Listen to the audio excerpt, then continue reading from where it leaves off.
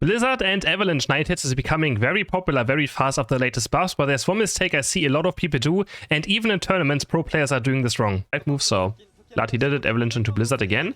If he did Blizzard into Avalanche, I think Scyther would have been dead. So in this video, I want to explain the Night Hits combo, its positives and its negatives, with the way I'm doing it and with the way you should be doing it, and then we also go over some gameplay. But before we continue, today's video is sponsored by Honkai Impact 3rd, which is a stunning looking 3 cross-platform anime action game from HoYoverse, which is actually one of my favorite game developers, because they're also the makers of Genshin Impact and Honkai Star Rail. Honkai Impact 3rd got a massive patch with the version 6.6 update, new characters like Hare, who can have 2 form string battle with a battle-suited Dreamweaver, a new story chapter, and a new combat system called the Inscribed Whispers for you to play through, with of course lots of new rewards for you to claim.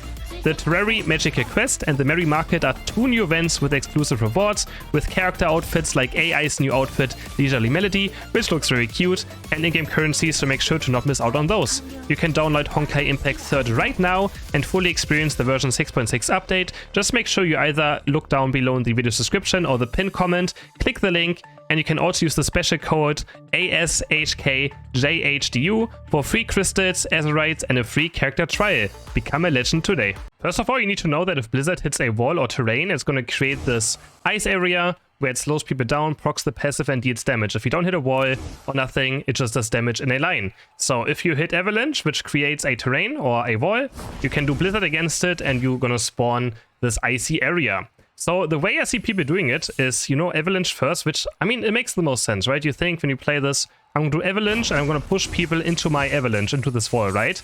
But you can actually do it the other way around. You can do Blizzard first and then Avalanche. So you do Blizzard and you can spawn the Avalanche while they're getting pushed away, and this area still gets created, which is much faster as well.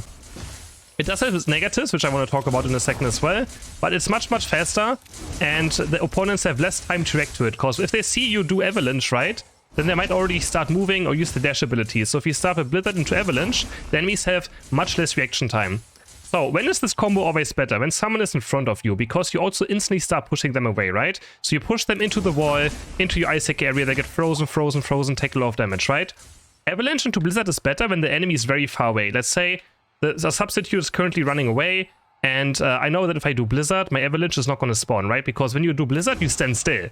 So if your opponent is at max range, then doing Avalanche into Blizzard will be better, because they get blocked by the wall, and then you can Blizzard them into it, right?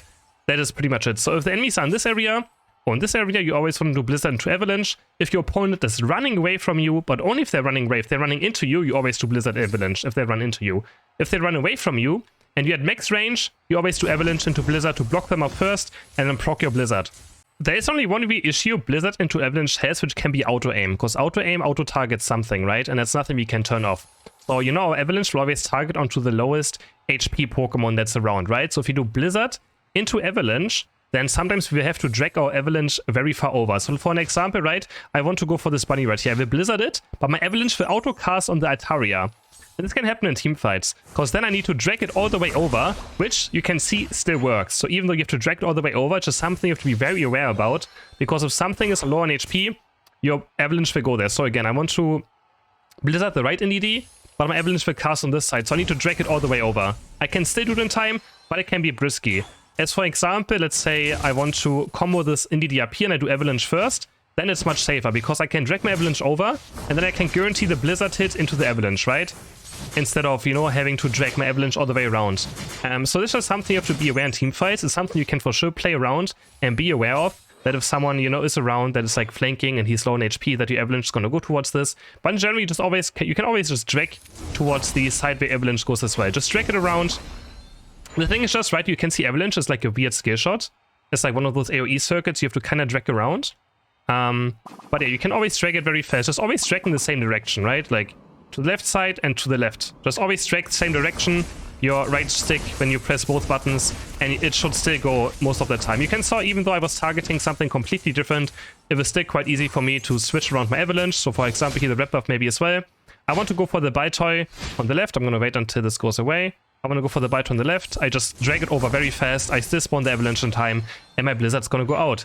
Another extra tip for this Pokemon is you using eject button during your night move. So we can do Blizzard, Avalanche, Unite, move, eject button in, and hopefully hit all the Pokemon before they're either away, or if, people are very far away, it's also a very neat combo for you to know. And now I also want to go over some gameplay. So Blizzard into Avalanche, I'm going to explain, how often I use the combo, and you really see how much of a difference it's going to make. So again, Blizzard, Avalanche, and it's just so much faster. If I do Avalanche to Blizzard, the enemies just have a time to react to it, right? The runner can maybe drink tail across it, right?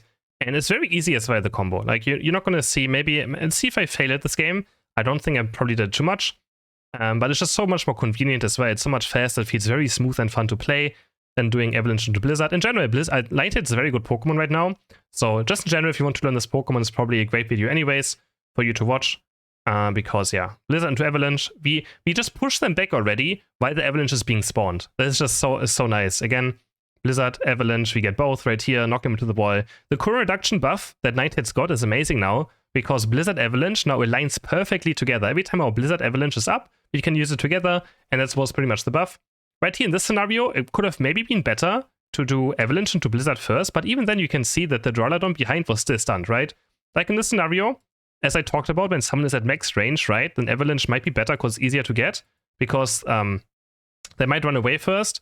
But even then, he still gets frozen behind, because we still spawn the Blizzard also behind the Avalanche, and they still get stunned, doesn't matter what, and taken down. But those are examples where maybe doing Avalanche into Blizzard would be a tiny bit better, because then we get our Avalanche out much earlier. They get stuck into it, we can Blizzard them into it. But then again, if this guy goes like to the side, like I Avalanche him, and he kind of just walks to the side, my Blizzard could also just miss him, and he could also just walk out, right? Even taking objectives actually quite easily with this Pokemon. Of course, we have an Outrage Dragonite here as well. We actually do quite reasonable damage to it, and we get the objective. It's just pretty much, you just combo all the time. You just combo. Like in this scenario, I could have done Avalanche first, but I know that he was still in range for my combo, so I'm totally fine doing it first. But there was also another scenario where I could have done Avalanche first and then Blizzard. But I don't see the reason for, if they're in range, to ever do that. Like right here's an example, I just wanted to talk about it, so I showcased, and Avalanche Blizzard's also totally fine. In this scenario, there was a good example of me doing Avalanche first. I wanted to showcase it to my Twitch chat here. Can make it worse, because you can see right now, I do Avalanche first, and because I do Avalanche first, he has time to react to it. Instead of getting stunned by my Blizzard and pushed by my Blizzard already, he actually Drain Tails away out of my combo instantly. So that's exactly, I think, a good scenario of why, doing Blizzard into Avalanche, you should really do it. And it's actually crazy how many people, like I watched the tournaments over the last weekend, how many NINETALES I saw not doing it even in tournaments, and of course in solo queue as well. There's a lot of people who don't know about this NINETALES combo, which, I mean, it's a build that people have not played a lot, right? It's just becoming popular now again. It's something I've been playing for 1.5 years, so here's where we just go very, very aggressive. It's also a nice play you can do. Eject button, Blizzard, Avalanche, into Unite move. We can just use our eject button first. And again, because they get instantly stunned right here, because they get pushed away by my Blizzard, they can't react to it. So they get pushed by the Blizzard, I spawn the Avalanche behind them, instant Unite move, and they get blown apart. We get the Regieleki in. And these are just things, right, that we can easily talk about. Like it's so much better to do the combo like this.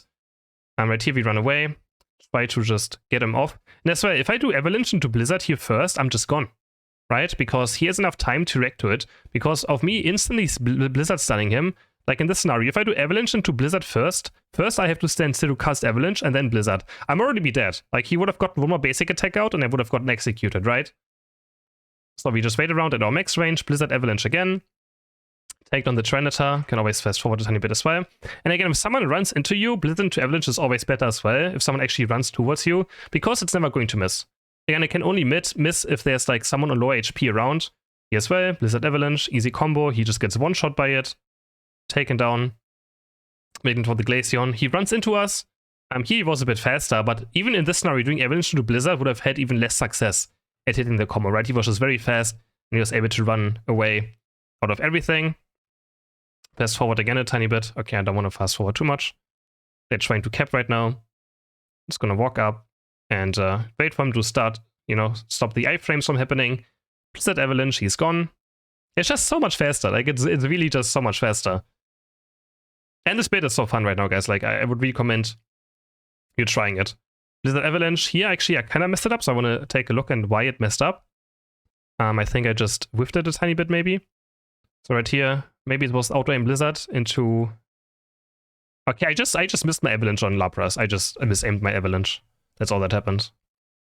Of course, you still have to hit your Avalanche, right? And here, Blizzard Avalanche again. Push into the wall. And now I just wait in bushes. Also, this build of Pokemon is very good at waiting in bushes and waiting out of fog of vision. And then we just wait right here. I do Blizzard, Avalanche, eject button forward is my Unite move, and they got all blown into pieces. And that was a pretty nice play. So yeah, using eject button aggressively as well for a Unite move. Get a Quadra KO right here in the end. I'm gonna take the objective, defend a tiny bit. Here we have our next fight. Again, Blizzard, Avalanche, and you can see they're instantly stunned. Like, it would just take so much longer. I mean, I keep saying the same things now. Actually, this was something I didn't mention yet. This is something that can mess up your combo as well. It's good that it actually happened in this game. This is also the only problem that this can have if you get stunned, right? If you get stunned out of your Blizzard, like, so I get my Blizzard out, but the moment I press Avalanche, I got stunned right here. So my Avalanche doesn't go out and only my Blizzard goes out. This would not happen with Avalanche Blizzard, because after the stun, I could still Blizzard them into the Avalanche, right? But then again, it's just a minor thing. Just gotta watch out for stuns, right? Here we push him back again. We even get the Eternator on the back. Start kiting, Avalanche, Blizzard. Another scenario where I just messed up, or I could have done Avalanche, Blizzard as well. So you can see you can use both combos, but most often Blizzard, Avalanche will be better. Like right here, this is when I talked about max range and someone running away from you, right? Doing now Avalanche first would have made more sense. I thought he was still in range, I was wrong. So it's also like, if you play this Pokemon a lot, you're gonna get a good feeling for it at some point to know if someone is in Avalanche range or not. But as I say, when someone is running away, Avalanche to Blizzard can have more success rate. That's exactly what happened there. Fast forward a tiny bit as well again, going towards the late team fight. Let's see, did I do something wrong right here? You always want to be in bushes and trap someone. Oh, there's the Glaceon. Doing a lot of damage right here. I actually get him down with the Blizzard. Eject button away. Do Avalanche there, and also the Venusaur taken down. And now my entire team actually died right here. My entire team went down, so I kind of have to look for a play. So I want to look for somewhere being in a bush and just one-shotting someone that comes by. Because I can one-shot. I see Duraludon, he's instantly going to rip it, so I just want to go right here. Again, another scenario where I should have probably tried Avalanche into Blizzard. Now we just push him away with Blizzard into Avalanche on this guy. And yeah, there's going for this Rayquaza. Avalanche into Blizzard into Unite move, do a lot of damage to just maybe get the Eternator, push him away. I just go actually for the Rayquaza here with my Blizzard. And I somehow get it. My entire team was just dead before Ray. So in this game, you can see that I also made things wrong. And I hope this video helped you really to understand when you should use which combo. I used this specifically because I also should have done the other combo in this game much more often than the one I did. Like 3 or 4 times I should have done Avalanche into Blizzard instead of Blizzard into Avalanche. So it's something you can keep in mind for your own games, and something I will also still improve on, because I'm very tunnel vision on doing Avalanche, or like Blizzard into Avalanche, that I sometimes forget that Avalanche into Blizzard is also the right play in certain scenarios. Hope you guys enjoyed this video. If you want to see more of those, please leave a like and subscribe to my channel, and I'll see you guys in the next video. Bye!